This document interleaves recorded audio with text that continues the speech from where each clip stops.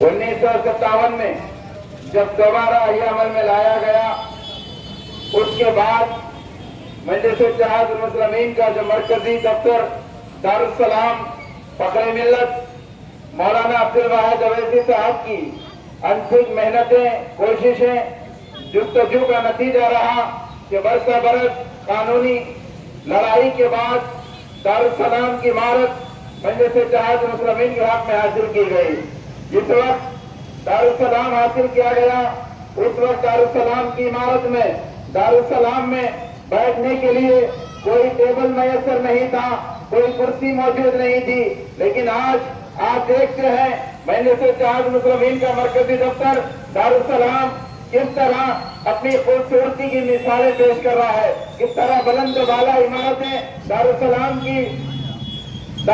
की सरजमीन पर मौजूद है। ये सिर्फ और सिर्फ फखरे मिल्लत मौलाना अब्दुल वाहिद अवैसी अलैहिर्रहमा और सालार मिल्लत अल्लाह सुल्तान सलाहुद्दीन अवैसी साहब अलैहिर्रहमा, नकीब मिल्लत बैरिस्टर असदुद्दीन अवैसी साहब और हबीब मिल्लत आली जनाब अब्दुल्लतीन अवैसी साहब की कामयाब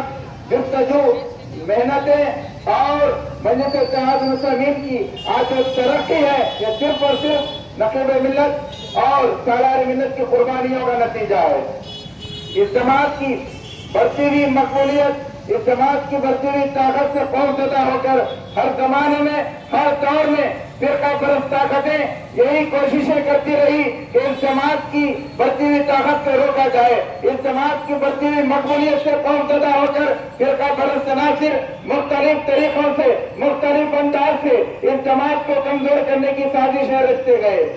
हर जमाने में, हर दौर में ये साजिशें होती रही, लेकिन आज की इस जमात से अटूट वाबस्तगी, इस जमात से मोहब्बतें हमेशा इन तमाम फिरका परस्त ताकतों के नापाक अज़ाइम को नाकाम बना दिया। हाज़िरीन किराम, ज्यादा वक्त नहीं है और भी मुक़र्रिरीन है, मैं यही कहूंगा कि जितने फिरका परस्त अनासिर, फिरका परस्त ताकतें जितने अंदाज से साजिशें करते हैं, इनका मुंह तोड़ जवाब देना है तो आप अपने मुत्तहिदा औद के जरिए जवाब दें। 13 तारीख के दिन आपको ये फैसला करना है, आपको ये साबित कर देना है कि हमारा एक एक वोट अगर इस्तेमाल होगा तो फिरका परस्त ताकतों के नापाक अज़ाइम को नाकाम बनाने के लिए इस्तेमाल होगा। मजलिस इत्तेहादुल मुस्लिमीन को पहले से ज्यादा मुस्तहकम करने के लिए इस्तेमाल होगा। मजलिस इत्तेहादुल मुस्लिमीन की बढ़ती हुई ताकत को हिंदुस्तान के कोने कोने तक पहुंचाने के लिए इस्तेमाल होगा।